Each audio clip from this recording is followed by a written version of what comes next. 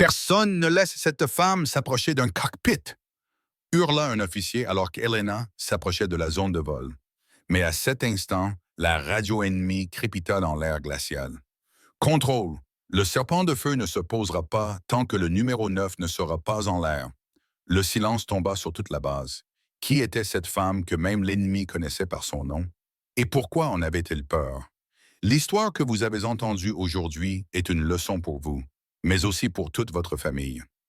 Abonnez-vous aussi en leur nom. Elena Torres se tenait dans le hangar de maintenance à 5h30 du matin, de la graisse sous ses ongles, sa combinaison de vol ornée de patchs, soutien au sol au lieu d'aile de pilote.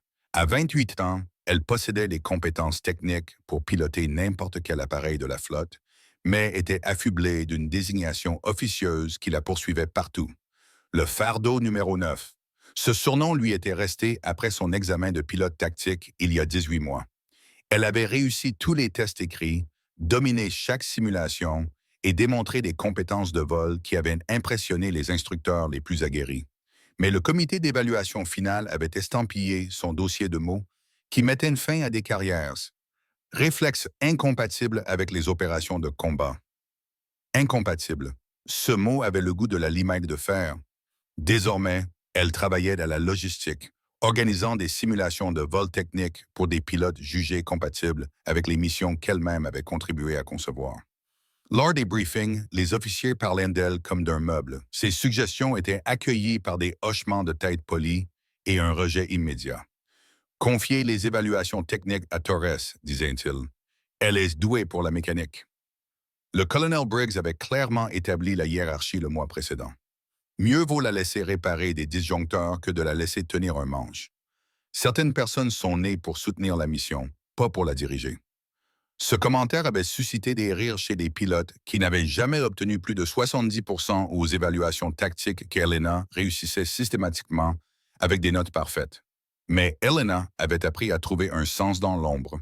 Elle arrivait avant l'aube pour préparer les appareils que d'autres piloteraient. Elle effectuait des diagnostics sur des systèmes qu'elle comprenait mieux que leurs opérateurs. Elle concevait des scénarios d'entraînement qui poussaient les pilotes à leurs limites tout en assurant leur sécurité. Et surtout, elle s'entraînait. Chaque moment libre la trouvait dans le simulateur de vol, exécutant des scénarios de combat avec une précision méthodique. Non pas parce qu'elle pensait révoler un jour, mais parce que l'excellence exigeait de l'entretien. Le lieutenant Reed découvrit son secret lors d'une inspection de routine.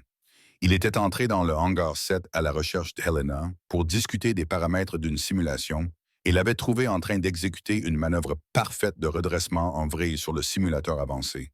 Une technique de contrôle d'appareil inversé que la plupart des pilotes échouaient lors de leurs 10 premières tentatives. « Depuis combien de temps vous entraînez-vous à ça? » demanda Reed. Helena éteignit le simulateur sans le regarder. « Depuis qu'ils m'ont dit que mes réflexes étaient faux. C'était une exécution parfaite, mieux qu'un manuel. Les manuels n'ont pas d'importance si personne ne vous laisse les ouvrir. Ces histoires pourraient un jour changer votre vie ou celle de vos proches.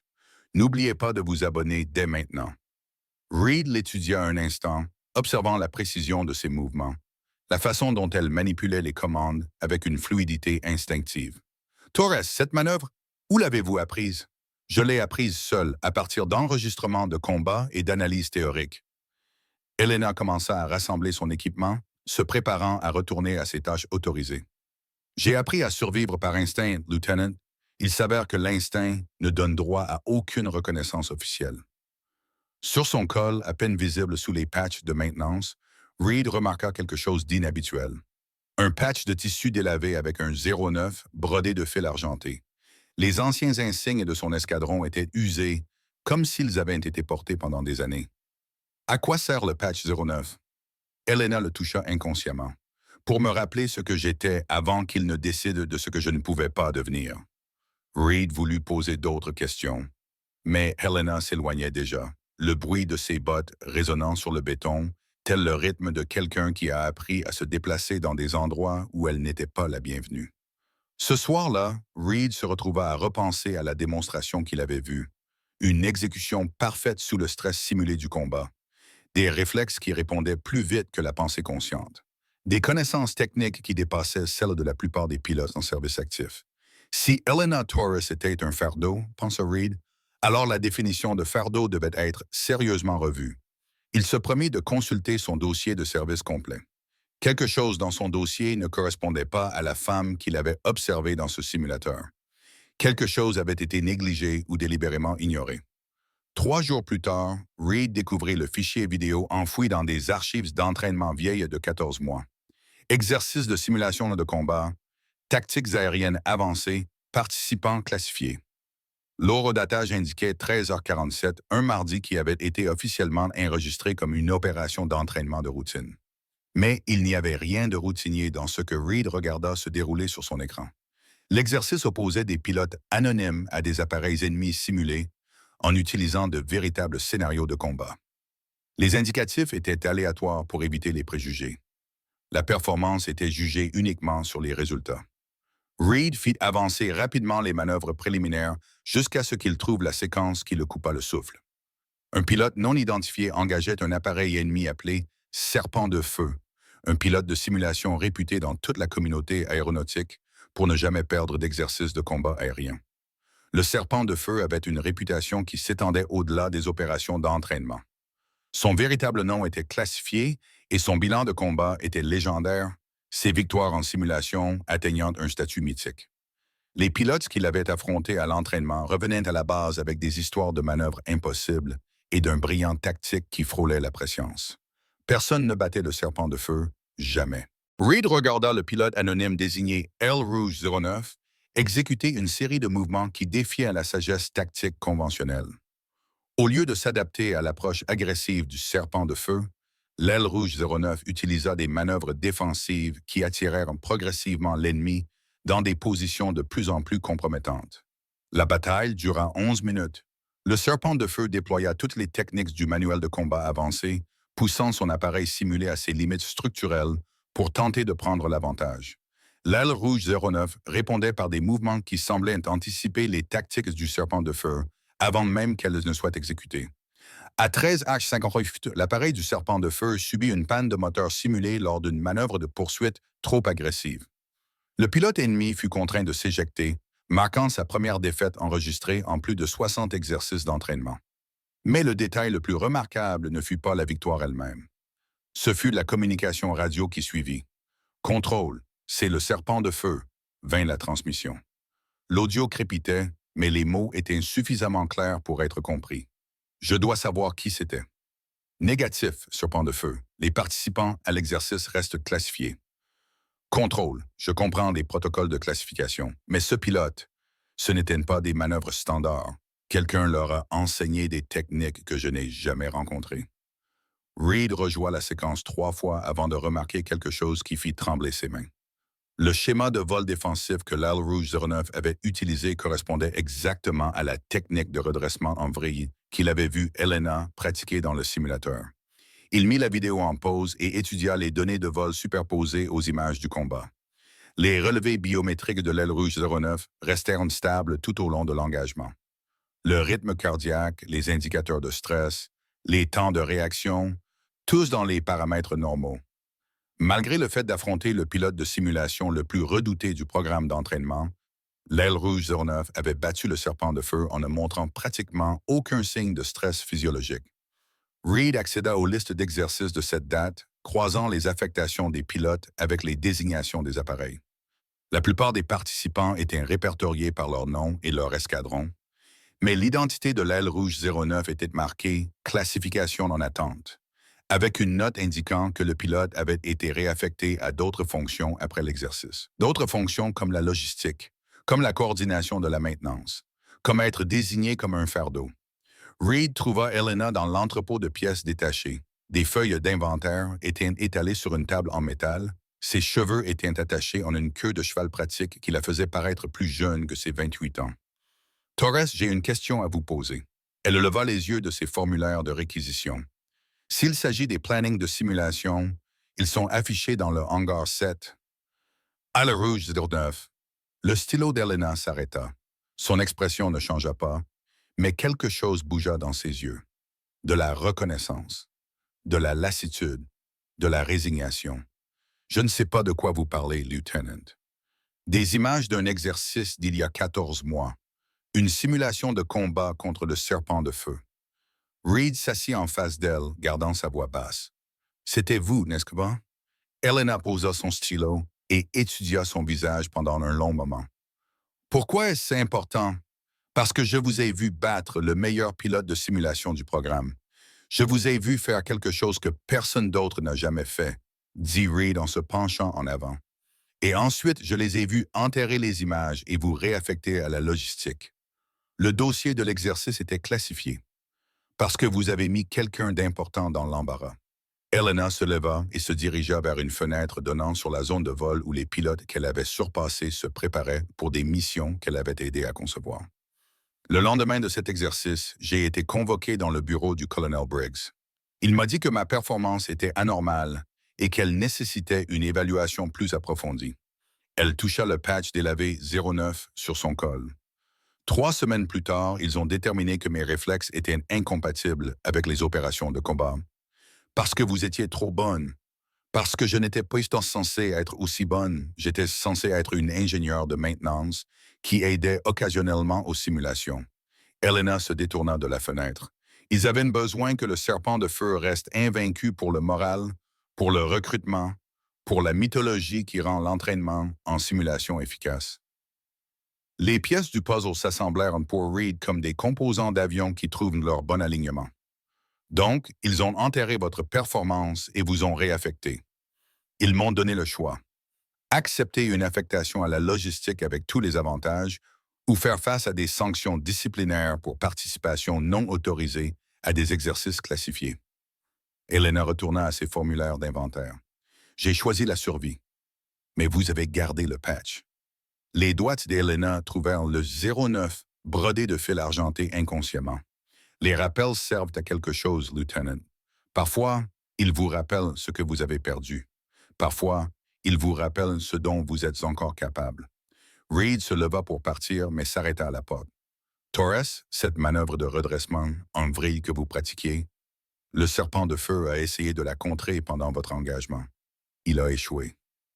Je sais, dit Elena sans lever les yeux. Je l'ai conçu spécifiquement pour les pilotes qui se croient invincibles.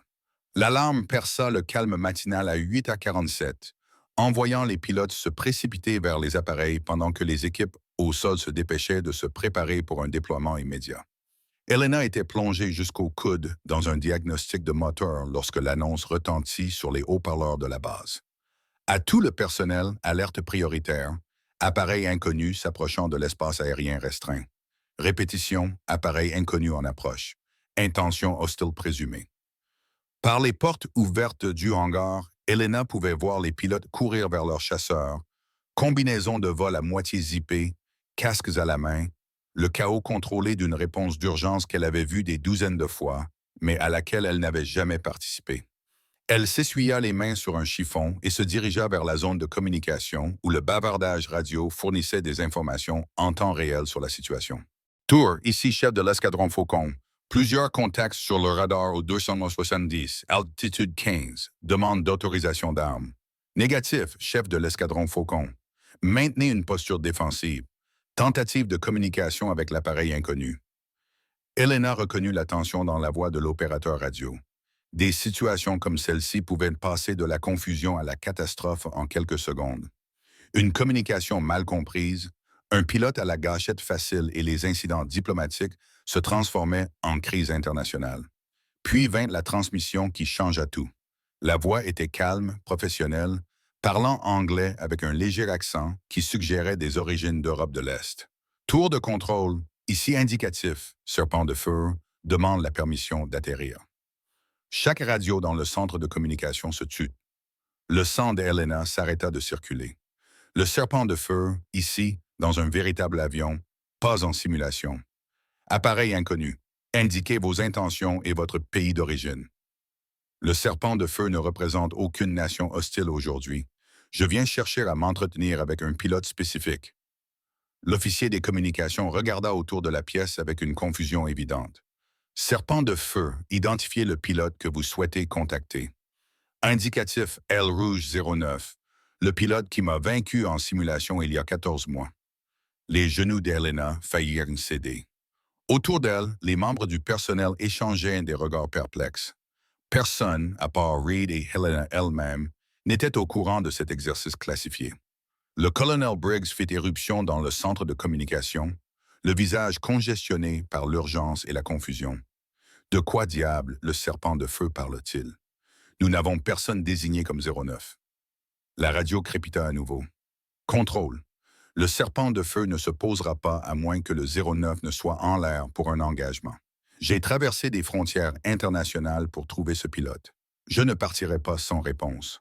Mon colonel, la voix du lieutenant Reed coupa la confusion. Je pense savoir de qui le serpent de feu parle. Briggs se tourna vers Reed. Reed, expliquez-vous tout de suite. Torres, mon colonel. Helena Torres. Elle était désignée Aile Rouge 09 pendant l'exercice classifié 13 à 47 il y a 14 mois. Torres? La voix de Briggs monta d'un octave. L'ingénieur de maintenance, c'est impossible. Mon colonel, j'ai examiné les images de l'exercice. Torres a vaincu le serpent de feu en simulation de combat aérien. Reed marqua une pause, sachant que ses prochains mots allaient exploser comme des munitions. C'est la seule fois que le serpent de feu a été vaincu. Briggs regarda Reed comme s'il avait annoncé que la gravité avait été abolie.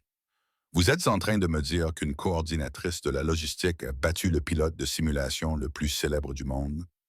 Avant que Reed ne puisse répondre, Helena s'avança. Mon colonel, permission de parler. Tous les regards dans le centre de communication se tournèrent vers elle. La femme qu'ils avaient écartée comme le fardeau numéro 9 se tenait là, avec une assurance tranquille qui semblait émaner de quelque chose de plus profond que l'entraînement ou le protocole. Le serpent de feu est un vrai militaire, pas une simulation. Ancien bloc de l'Est, probablement slovaque d'après son accent. Il est ici parce qu'il a besoin de comprendre comment quelqu'un sans entraînement de combat officiel l'a déjoué. Helena marqua une pause. Il n'est pas là pour le combat, mon colonel. Il est là pour l'apprentissage. Torres, vous suggérez que nous vous laissions, vous, une ouvrière de maintenance, vous engager avec un pilote militaire étranger? Je suggère que nous laissions le pilote qui a vaincu le serpent de feu gérer la situation qu'elle a créée. La radio s'activa à nouveau. Contrôle. Je sais que le 09 est à l'écoute. Votre silence me dit que le pilote est présent, mais non autorisé. C'est regrettable. Helena se dirigea vers la console de communication avant que quiconque ne puisse l'arrêter. Serpent de feu, c'est le 09. Je suis là. Le silence qui suivit s'étira assez longtemps pour qu'Helena puisse compter les battements de son propre cœur. Fil fantôme. La voix du serpent de feu contenait quelque chose qui ressemblait à du soulagement. Enfin, je te cherchais depuis notre engagement. Personne ne voulait confirmer ton identité. Que voulez-vous, serpent de feu? Comprendre. Tu as utilisé des techniques que je n'ai jamais rencontrées. Des schémas défensifs qui semblaient anticiper mes mouvements avant même que je ne les fasse. Je dois savoir, où as-tu appris à voler comme ça? Helena regarda autour d'elle, croisant les visages perplexes, effrayés et soudainement respectueux des membres du personnel. J'ai appris en vous étudiant, serpent de feu, chaque enregistrement d'exercice, chaque analyse tactique, j'ai appris à vous battre en apprenant à penser comme vous. Impossible. Ces enregistrements sont classifiés. Pas pour le personnel de maintenance avec une autorisation de sécurité appropriée, dit Helena avec un sourire sombre. Nous voyons tout, serpent de feu. On n'est juste pas censé utiliser ce que nous apprenons. Un autre long silence, puis 09, j'ai une proposition. Un engagement avec un seul appareil, pas d'armes, purement une démonstration tactique. Tu me montres ces techniques dans un vrai appareil et je me retire sans incident. Le colonel Briggs s'avança vers le microphone, mais Helena leva une main qui avait assez d'autorité pour l'arrêter. Serpent de feu, quelle garantie ai-je que cela se termine par votre départ? Ma parole de pilote et ma promesse que certaines images d'exercices classifiés resteront définitivement classifiées si tu acceptes. Helena comprit immédiatement la menace. Le serpent de feu avait, d'une manière ou d'une autre, accédé aux mêmes archives que Reed avait découvertes. S'il les rendait publiques, des questions seraient posées sur la raison pour laquelle un pilote aussi talentueux avait été réaffecté à la logistique. Mon colonel, Helena se tourna vers le colonel Briggs, je recommande que nous acceptions la proposition du serpent de feu. Torres, vous n'êtes pas autorisé pour des opérations de combat. Mon colonel, avec tout le respect que je vous dois, Le serpent de feu ne demande pas des opérations de combat. Il demande une démonstration de vol, dit Helena en se mettant au garde à vous. Et je suis le seul pilote sur cette base à l'avoir jamais vaincu. Briggs regarda autour du centre de communication, pesant des options qui comportaient toutes des risques importants. Finalement, il appuya sur le microphone. Proposition du serpent de feu acceptée. Démonstration avec un seul appareil uniquement. Retrait après la fin de la mission. Excellent. 09. J'attendais de te rencontrer en personne. Cette fois, pas d'anonymat. Helena se dirigea vers la porte, puis s'arrêta.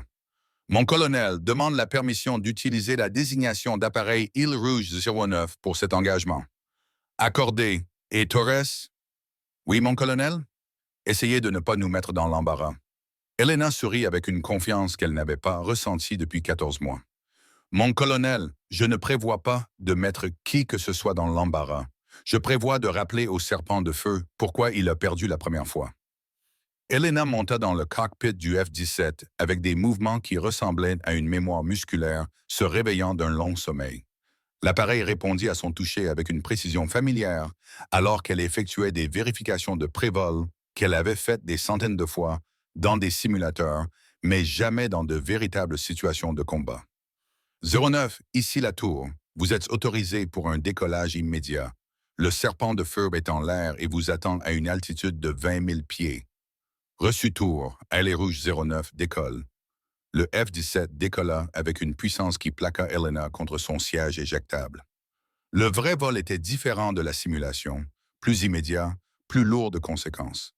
Chaque action sur les commandes avait un poids que les modèles informatiques ne pouvaient reproduire. À 20 000 pieds, elle aperçut l'appareil du serpent de feu, un chasseur élégant d'origine inconnue, probablement modifié au-delà de ses spécifications d'origine. Le pilote s'était positionné dans une formation d'attaque classique, attendant que l'engagement commence. 09, on commence? Reçu serpent de feu, démonstration initiée. Ce qui suivit fut 12 minutes de chorégraphie aérienne qui redéfinirent la compréhension du vol tactique des deux pilotes. Helena employa les mêmes schémas défensifs qui avaient vaincu le serpent de feu en simulation, mais les adapta à la physique d'un véritable appareil et à un véritable espace de combat tridimensionnel. Au lieu d'une poursuite agressive, elle attira le serpent de feu dans des manœuvres de plus en plus complexes qui exposèrent progressivement les faiblesses de son approche tactique. Chaque mouvement défensif était calculé pour frustrer ses capacités offensives tout en positionnant son appareil pour un avantage théorique. Le serpent de feu répondit avec des techniques qui dépassaient l'entraînement militaire standard. Son vol montrait des influences de plusieurs traditions de combat, la précision américaine, l'agression russe, l'efficacité européenne. Mais Helena avait étudié toutes ces traditions au cours de ses mois de préparation officieuse. À la 8e minute, Helena exécuta la manœuvre qui avait mis fin à leur engagement en simulation, une spirale défensive qui força le serpent de feu à choisir entre maintenir la poursuite ou éviter des dommages structurels à son appareil. Le serpent de feu choisit de battre en retraite. Remarquable. 09. Je comprends pourquoi on a gardé ton identité classifiée. La voix du serpent de feu exprimait un respect sincère. Tes techniques sont sans précédent. Merci, serpent de feu. Honorerez-vous notre accord? Complètement. Cet engagement n'a jamais eu lieu. Les images de l'exercice restent enterrées. Vous avez ma parole. Appréciez. Bon vol de retour. 09. Que ferez-vous maintenant? Vos compétences sont trop précieuses pour une affectation à la logistique. Helena regarda la base aérienne en bas, où elle pouvait voir le personnel rassemblé sur le tarmac, observant un engagement qu'il ne pouvait pas entièrement comprendre. Je ferai ce que j'ai toujours fait, serpent de feu, ce dont mon pays a besoin. L'appareil du serpent de feu s'éloigna vers l'espace aérien international. Helena descendit vers la base avec un mélange de satisfaction et d'incertitude quant à ce qui allait se passer ensuite. L'atterrissage fut parfait. Tandis que son appareil roulait vers le hangar, Helena aperçut le colonel Briggs qui l'attendait avec une expression qu'elle ne parvenait pas à déchiffrer.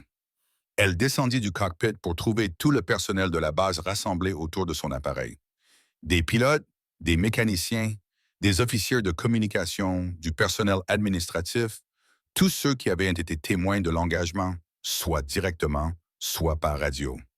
Torres, le colonel Briggs, s'approcha avec une formalité délibérée. Rapport. Mon colonel, le serpent de feu s'est retiré comme convenu. La menace a été neutralisée sans déploiement d'armes. Mission réussie.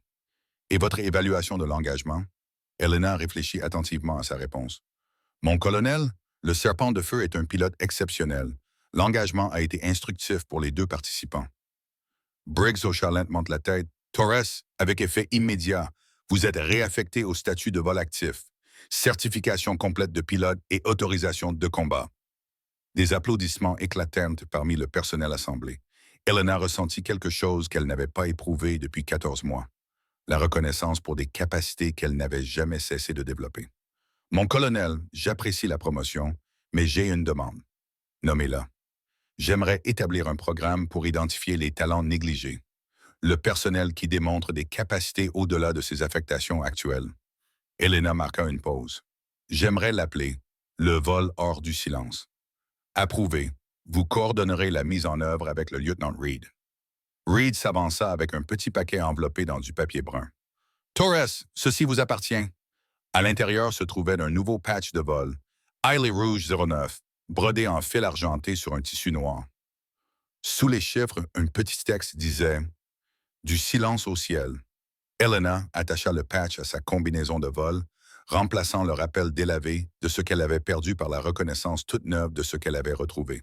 « Mon colonel, dit-elle à Briggs, demande la permission de retourner au service. »« Accordé, 09. Bienvenue de nouveau dans le ciel. » 3 semaines plus tard, Elena était assise dans l'herbe près de la piste principale, tenant un mug thermique rempli de café qui avait depuis longtemps refroidi.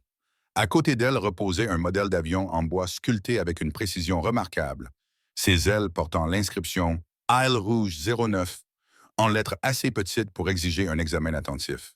Le ciel du soir se peignait de nuances d'ambre et de rose, tandis que les vols d'entraînement achevaient leurs dernières approches de la journée.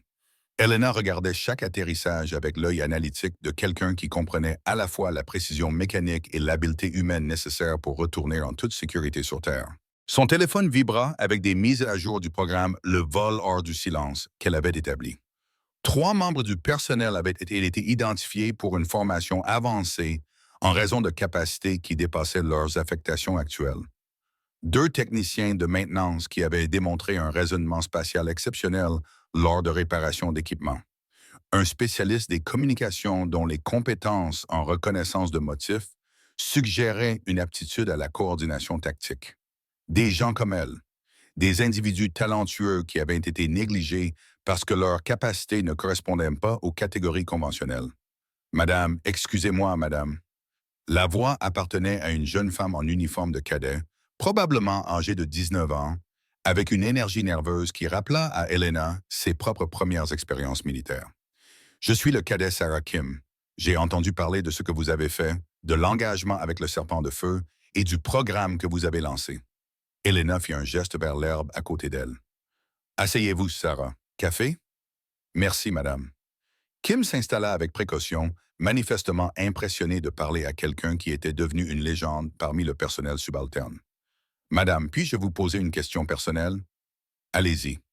Étiez-vous en colère quand ils ont dit que vous ne pouviez pas voler en mission de combat? » La question toucha quelque chose qu'Elena avait passé 14 mois à essayer de résoudre. Elle regarda un autre appareil atterrir avec une précision parfaite, ses lumières de navigation clignotant régulièrement dans le crépuscule. « En colère n'est pas le mot juste, Sarah. J'étais déçu par le système, par moi-même, par l'idée que la compétence pouvait être écartée si facilement. » Elena prit une gorgée de son café froid et fit de la grimace. « Mais la colère aurait été destructrice. La déception m'a poussé à continuer de m'améliorer. »« Mais vous n'avez jamais cessé de vous entraîner? » « Jamais. Parce que l'excellence n'a pas besoin de permission, Sarah. Elle a juste besoin d'engagement. » Kim prit le modèle d'avion en bois et étudia ses détails avec une admiration évidente. « Mon instructeur dit que vous êtes la seule pilote à n'avoir jamais battu le serpent de feu au combat. Je suis la seule pilote qui a battu le serpent de feu tout en étant considérée comme incapable d'opération de combat. » Elena sourit à cette distinction. « Il y a une différence. Qu'est-ce que ça fait d'être reconnu après avoir été ignoré si longtemps? » Elena réfléchit à la question tout en regardant le dernier vol d'entraînement de la journée terminer sa séquence d'atterrissage. La reconnaissance faisait du bien, mais ce n'était pas l'objectif. L'objectif avait été de se prouver que le rejet n'équivalait pas à la disqualification. Sarah, savez-vous ce que l'ennemi a retenu de moi? Non, Madame Bond. Il a retenu mes capacités, pas mon grade, pas mon affectation, pas ce que quiconque a dit que je ne pouvais pas faire. Il a retenu ce que je pouvais réellement faire. Elena marqua une pause. Vos ennemis ne vous sous-estimeront jamais si vous ne vous sous-estimez jamais vous-même. Comme si la conversation les avait invoqués, le lieutenant Reed apparut de l'autre côté de la piste de vol, marchant vers eux avec un dossier dans sa main. Torres, les dernières évaluations du vol hors du silence sont terminées. Nous avons identifié 2 autres candidats pour une formation avancée. Remarquable. Des surprises? En fait, oui. L'un d'eux est actuellement affecté au service de restauration. Il s'avère qu'il a une aptitude mathématique parfaite pour les calculs de navigation. Il fait des analyses de trajectoires complexes pendant son temps libre, juste pour le plaisir. Elena sourit, se rappelant ses propres heures officieuses passées dans des simulateurs et des bibliothèques techniques. Programmez-le pour une évaluation la semaine prochaine. Reed hocha la tête et retourna vers les bâtiments administratifs. Elena reporta son attention sur le cadet Kim, qui examinait toujours le modèle d'avion avec fascination.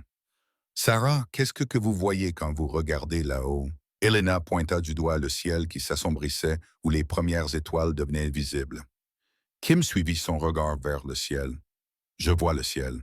Je vois l'endroit où la compétence a plus d'importance que la permission, où la performance parle plus fort que les préjugés. Elena se leva et broussa l'herbe de sa combinaison de vol.